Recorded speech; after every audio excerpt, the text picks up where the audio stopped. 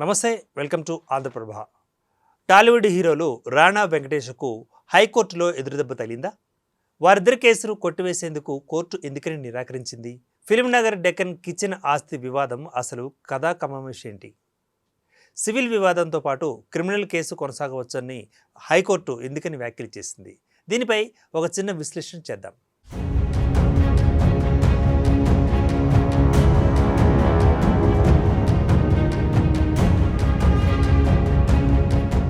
టాలీవుడ్ ప్రముఖ హీరోలు దగ్గుబాటి వెంకటేష్, రాణా దగ్గుబాటిలకు తెలంగాణ హైకోర్టులో ఎదురుదెబ్బ తగిలినట్లయింది. ఫిల్మ్నగర్లోని డెక్కన్ కిచెన్ ఆస్తి వివాదానికి సంబంధించి తమపై నమోదైన క్రిమినల్ కేసును కొట్టివేయాలంటూ వారు దాఖలు చేసిన పిటిషన్ను హైకోర్టు తిరస్కరించినట్లుగా తెలుస్తోంది. ఈ కేసు కేవలం సివిల్ వివాదం మాత్రమే కాదని, ప్రాథమికంగా నేరపూరిత చర్యలకు సంబంధించిన ఆరోపణలు ఉన్నప్పుడు క్రిమినల్ విచారణను కూడా కొనసాగించవచ్చంటూ స్పష్టం చేసింది. వెంకటేష్, రాణాలతో పాటు దగ్గుబాటి అభిరామ్, నిర్మాత డి సురేష్ బాబు, వారి అకౌంటెంట్ గడ్డం విశ్వనాథ్ ఈ కేసులో నిందితులుగా ఉన్నారు. కేసును ఈ దశలో కొట్టివేయడానికి నిరాకరించిన హైకోర్టు నాంపల్లిలోని క్రింది కోర్టులో విచారణను కొనసాగించాలని ఆదేశించింది. అసలు ఈ వివాదం ఏంటి? ఫిర్యాదుదారుడు చేసిన ఆరోపణలు ఏంటి? ఈ రెండు ప్రశ్నలు చూద్దాం. దగ్గుబాటి కుటుంబం తరపున హైకోర్టులో వినిపించిన వాదన ఏంటి అన్నది కూడా మరొక ప్రశ్న. అసలు ఈ వివాదం ఏంటి? ఫిర్యాదుదారుడు చేసిన ఆరోపణలు ఏంటి? దగ్గుబాటి కుటుంబం తరపున హైకోర్టులో వినిపించిన వాదన ఏంటి? న్యాయస్థానం ఎందుకని ఆ వాదనను తిరస్కరించింది? ఇప్పుడు కేసు ఎక్కడికి చేరుకుంది? ఈ ప్రశ్నలు టాప్ లెవెల్లో వినిపిస్తున్నాయి. వివాదానికి కేంద్ర బిందువు డెక్కన్ కిచెన్. హైదరాబాద్ ఫిల్మ్నగర్లోని డెక్కన్ కిచెన్ రెస్టారెంట్ ఆస్తి చుట్టూ కొంతకాలంగా వివాదం కొనసాగుతోంది. సివిల్ కోర్టుల నుంచి క్రిమినల్ కేసు వరకు వెళ్ళింది. వ్యాపారవేత్త కోరే నందుకుమార్ ఈ వ్యవహారంలో ఫిర్యాదు చేశారు. తాను లీజుకు తీసుకున్న స్థలంలో ఉన్న నిర్మాణాలను నిందితులు అక్రమంగా కూల్చివేశారంటూ ఆరోపించారు ఆయన. అంతేకాదు, ఎలాంటి చట్టబద్ధత, అనుమతి లేకుండా ప్రాంగణంలోకి ప్రవేశించారని, అక్కడ ఉన్న విలువైన వస్తువులను తీసుకువెళ్లారని ఫిర్యాదులో పేర్కొన్నారు. తనను, తన కుటుంబ సభ్యులను బెదిరించారని కూడా ఆయన ఆరోపించారు. ముఖ్యంగా ఆస్తికి సంబంధించి కోర్టు స్టే ఉత్తర్వులు అమలులో ఉన్నప్పటికీ వాటిని ఉల్లంఘిస్తూ చర్యలు చేపట్టారని ఫిర్యాదుదారుడు ఆరోపించడం ఈ కేసులో కీలక అంశంగా మారింది. ఆయన చేసిన ఈ ఆరోపణల ఆధారంగా కేసు నమోదైంది. అయితే ఈ కేసును క్రిమినల్ కోణంలో కొనసాగించడాన్ని దగ్గుబాటి కుటుంబ సభ్యులు వ్యతిరేకించారు.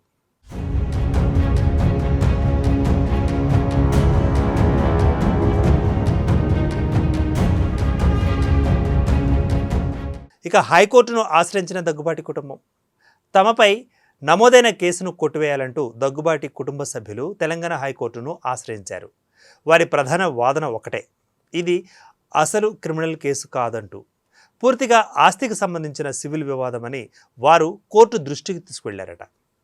ఒక ఆస్తి విషయంలో హక్కులు, లీజు, నిర్మాణాలు, స్వాధీనం వంటి అంశాలపై వివాదం కొనసాగుతున్నప్పుడు అదే వ్యవహారాన్ని క్రిమినల్ కేసుగా మార్చడం సరికాదని నిందితుల తరపు న్యాయవాదులు వాదిస్తున్నారు. సివిల్ కోర్టులో ఇప్పటికే వివాదం పెండింగ్లో ఉందని, అదే అంశంపై క్రిమినల్ విచారణ కొనసాగించడం వలన నిందితులు ఇబ్బందులు ఎదుర్కొనే అవకాశం ఉందంటూ పేర్కొన్నారు. అందువల్ల క్రిమినల్ కేసును రద్దు చేయాలని హైకోర్టును కోరారు. కానీ ఈ వాదనతో హైకోర్టు ఏకీభవించలేదు. ఇక సివిల్ వివాదం ఉంటే క్రిమినల్ కేసు ఉండకూడదా అన్నది మరొక ప్రశ్నగా వినిపిస్తోంది. ఈ కేసులో హైకోర్టు ఇచ్చిన తీర్పులో అత్యంత కీలకమైన అంశం ఇదే. ఒక ఆస్తి వివాదం సివిల్ కోర్టులో పెండింగ్లో ఉందనే కారణంతో అదే వ్యవహారంలో నేరపూరిత చర్యలకు సంబంధించిన ఆరోపణలు అంటూ ఉంటే క్రిమినల్ కేసును పూర్తిగా నిలిపివేయలేమని హైకోర్టు స్పష్టం చేసింది. ఒకే ఘటనకు సంబంధించిన వ్యవహారంలో సివిల్ అంశాలతో పాటు క్రిమినల్ అంశాలు కూడా ఉండే అవకాశం ఉందని న్యాయస్థానం పేర్కొంది. అంటే ఆస్తి ఎవరిది, లీజు హక్కు ఎవరికి ఉంది, నిర్మాణంపై హక్కు ఎవరికి ఉంది, ఇటువంటి అంశాలు సివిల్ కోర్టు పరిధిలోకి రావచ్చు. కానీ అదే సమయంలో అక్రమంగా ప్రవేశించారా, ఆస్తిని ధ్వంసం చేశారా, వస్తువులను అపహరించారా, బెదిరింపులకు పాల్పడ్డారా, ఇటువంటి ఆరోపణలు ఉంటే వాటిని క్రిమినల్ కోర్టు పరిశీలించాల్సి ఉంటుందని హైకోర్టు అభిప్రాయపడింది. ఇదే ఈ కేసులో దగ్గుబాటి కుటుంబానికి ప్రధానంగా ఎదురైన న్యాయపరమైన ఎదురుదెబ్బగా చెప్పుకోవచ్చు. ఇక ఆధారాలను పరిశీలించిన తర్వాతే కేసును స్వీకరించారట. కేసును కొట్టివేయడానికి హైకోర్టు నిరాకరించడానికి మరొక కారణం కూడా ఉంది. ఫిర్యాదు మాత్రమే ఆధారంగా క్రింది కోర్టు ఈ కేసును విచారణకు స్వీకరించలేదని హైకోర్టు పేర్కొంది.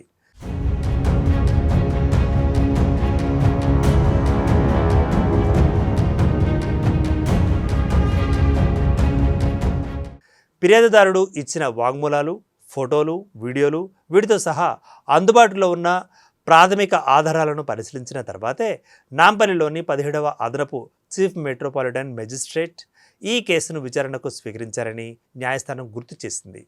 అంటే ఈ దశలో కేసులోని ఆరోపణలు నిజమా అబద్ధమా అనే తుది నిర్ణయానికి రావాల్సిన అవసరం లేదంటూ హైకోర్టు భావించింది. అసలు ఈ ఘటనలో ఏం జరిగింది? ఎవరు ఏ చర్యకు పాల్పడ్డారు? నిర్మాణాలను ఎవరు కూల్చారు? ప్రాంగణంలోకి ఎవరు ప్రవేశించారు? వస్తువులు తీసుకువెళ్లారనే ఆరోపణల్లో వాస్తవం ఎంత? బెదిరింపులు జరిగాయా? కోర్టు ఉత్తర్వులు ఉల్లంఘించారా? ఇటువంటి అంశాలను లోతైన విచారణలోనే తేల్చాల్సి ఉంటుందంటూ హైకోర్టు స్పష్టం చేసింది. ఇక సెక్షన్ 482 క్రింద కేసు కొట్టివేతకు నిరాకరణ. అంటే నిందితులు తమపై నమోదైన కేసును క్రిమినల్ ప్రొసీజర్ కోడ్లోని సెక్షన్ 482 క్రింద కొట్టివేయాలని కోరారు. సాధారణంగా ఒక కేసులో క్రిమినల్ చర్యలను కొనసాగించడం న్యాయ ప్రక్రియ దుర్వినియోగానికి దారితీస్తుందని భావించినప్పుడు, లేదా కేసులో ప్రాథమికంగా నేరానికి సంబంధించిన అంశాలు కనిపించినప్పుడు హైకోర్టు తన ప్రత్యేక అధికారాలను ఉపయోగించుకోవచ్చు. కానీ ప్రస్తుత కేసులో అలాంటి పరిస్థితి లేదని న్యాయస్థానం భావించింది. ఫిర్యాదు, వాంగ్మూలాలు, ఫోటోలు, వీడియో ఆధారాలు పరిశీలించిన తర్వాత క్రింది కోర్టు విచారణకు స్వీకరించిన కేసును ప్రాథమిక దశలోనే రద్దు చేయడం సముచితం కాదంటూ పేర్కొంది. వాస్తవాలను పూర్తిగా తెలుసుకోవాలంటే విచారణ జరగాల్సిందేనంటూ స్పష్టం చేసింది. అందుకే ఈ దశలో కేసును కొట్టివేయడానికి కోర్టు నిరాకరించింది.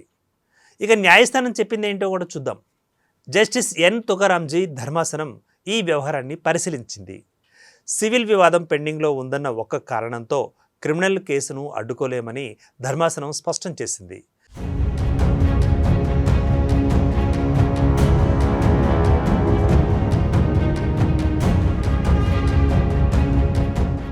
ఒకే వివాదంలో సివిల్ మరియు క్రిమినల్ అంశాలు కలిసి ఉండే అవకాశం ఉందని పేర్కొంది. ప్రాథమిక ఆధారాలు ఉన్నప్పుడు ఆ ఆరోపణలపై విచారణ జరగాల్సి ఉంటుందని తెలిపింది. అదే సమయంలో ఈ దశలో ఆరోపణలు నిజమని కానీ, నిందితులు నేరం చేశారని కానీ హైకోర్టు తేల్చలేదు. కేసును కొట్టివేయడానికి తగిన కారణాలు లేవని మాత్రమే స్పష్టం చేసింది. అంటే ఈ తీర్పును నిందితులు దోషులుగా తేలినట్లు అర్థం చేసుకోవాల్సిన అవసరం అయితే లేదు. ఇది కేవలం క్రిమినల్ కేసు విచారణ కొనసాగడానికి హైకోర్టు అనుమతించిన దశ మాత్రమే. ఇక ఈ కేసు ఎక్కడ కొనసాగుతుందో కూడా చూద్దాం. హైకోర్టు తాజా నిర్ణయంతో ఈ కేసు ఇప్పుడు మళ్లీ క్రింది కోర్టు పరిధిలోకి వెళ్ళిపోయింది. నాంపల్లిలోని 17వ అదనపు చీఫ్ మెట్రోపాలిటన్ మెజిస్ట్రేట్ కోర్టులో ఈ విచారణ కొనసాగనుంది. అక్కడ ఫిర్యాదుదారుడు చేసిన ఆరోపణలు, నిందితుల వాదనలు, అందుబాటులో ఉన్న సాక్ష్యాలు, ఇతర సంబంధిత అంశాలను న్యాయస్థానం పరిశీలించనుంది. కేసు విచారణలో భాగంగా ఇరుపక్షాలు తమ వాదనలు, ఆధారాలను సమర్పించే అవకాశం కూడా ఉంటుంది. అంతిమంగా అందుబాటులో ఉన్న సాక్ష్యాలు, న్యాయపరమైన అంశాల ఆధారంగా క్రింది కోర్టు నిర్ణయం తీసుకోనుంది. ఇక ఈ తీర్పు ప్రాధాన్యత ఏంటో కూడా చూద్దాం. ఈ కేసు కేవలం ఒక సినీ కుటుంబానికి సంబంధించిన వివాదంగా మాత్రమే కాకుండా సివిల్, క్రిమినల్ వ్యవహారాల మధ్య ఉండే న్యాయపరమైన సంబంధాన్ని మరొకసారి చర్చకు తెచ్చింది. ఆస్తి వివాదం ఉందంటే అందులోని ప్రతి ఆరోపణ సివిల్ వివాదంగానే పరిగణించాల్సిన అవసరం లేదని హైకోర్టు తాజా నిర్ణయం స్పష్టం చేస్తోంది. ఒక ఆస్తిపై హక్కుల విషయంలో సివిల్ కేసు కొనసాగుతున్నప్పటికీ అదే సమయంలో అక్రమ ప్రవేశం, ధ్వంసం, అపహరణ లేదా బెదిరింపులు వంటి నేరపూరిత ఆరోపణలంటూ ఉంటే వాటిపై క్రిమినల్ విచారణకు అవకాశం ఉంటుందని కోర్టు అభిప్రాయం పడింది. అందుకే ఈ కేసులో ప్రధానంగా నిలిచింది ఆస్తి హక్కు ఎవరిది అన్న ప్రశ్న మాత్రమే కాదు, ఆస్తి వివాదం పేరుతో నమోదైన క్రిమినల్ ఆరోపణలను ఈ దశలోనే పూర్తిగా రద్దు చేయవచ్చా అన్నదే అసలు ప్రశ్నగా మారిపోయింది. దానికి హైకోర్టు ఇచ్చిన సమాధానం ఏంటంటే, కేసులో ప్రాథమిక ఆధారాలు ఉన్నప్పుడు, లోతైన విచారణ అవసరమైనప్పుడు ఈ దశలో కేసును కొట్టివేయడం సాధ్యం కాదన్నదే చెప్పింది. ఇక ఈ వ్యవహారంలో తదుపరి దశ నాంపల్లి మెజిస్ట్రేట్ కోర్టులో జరిగే విచారణ.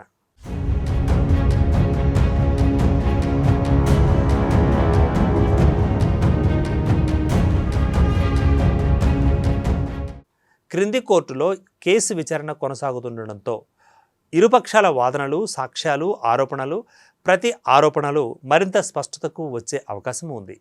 అయితే ప్రస్తుతం హైకోర్టు తీర్పు వల్ల ఎవరు నేరస్తులని తేల్చినట్లు కాదు. నిందితులపై వచ్చిన ఆరోపణలకు తుది న్యాయపరమైన నిర్ణయం ఇంకా రావాల్సి ఉంది. ఇదే సమయంలో ఈ కేసులో తమ వాదనను క్రింది కోర్టులో నిందితులు కొనసాగించవచ్చు. ఫిర్యాదుదారుడు కూడా తన ఆరోపణలకు సంబంధించిన ఆధారాలను సమర్పించాల్సి ఉంటుంది. అంతిమంగా సాక్ష్యాధారాల పరిశీలన, విచారణ, న్యాయపరమైన వాదనల అనంతరం మాత్రమే కేసులో తుది ఫలితం వెలువడే అవకాశం. మొత్తంగా చూస్తే ఫిల్మ్నగర్ డెక్కన్ కిచెన్ ఆస్తి వివాదం ఇప్పుడు మరొక కీలక దశలోకి వెళ్ళిపోయింది. కేసును కొట్టివేయాలన్న దగ్గుబాటి కుటుంబం చేసిన ప్రయత్నానికి హైకోర్టులో బ్రేక్ పడినట్లుగా మారింది. సివిల్ వివాదం పెండింగ్లో ఉందన్న కారణంతో క్రిమినల్ కేసును రద్దు చేయలేమని న్యాయస్థానం స్పష్టం చేసింది. ప్రాథమిక ఆధారాలు ఉన్నందున కేసు విచారణ కొనసాగించాల్సిందేనని తేల్చింది. అయితే ఈ తీర్పు నిందితులు దోషులని నిర్ధారించిన తీర్పు మాత్రం కాదు. అసలు ఆరోపణలలో వాస్తవం ఎంత, ఎవరి వాదనలో బలం ఉంది అనే అంశాలు ఇక నాంపల్లి మెజిస్ట్రేట్ కోర్టులో జరిగే విచారణలో తేలాల్సి ఉంది. అందరి దృష్టి ఇప్పుడు క్రింది కోర్టులో జరిగే తదుపరి విచారణపైనే కేంద్రీకృతమై ఉంది. ఫిల్మ్నగర్ డెక్కన్ కిచెన్ ఆస్తి వివాదం నుంచి మొదలైన ఈ న్యాయ పోరాటం ఇక ఎలాంటి మలుపులు తిరుగుతుందన్నది ఆసక్తికరంగా మారింది. Keep watching Andhraprabha.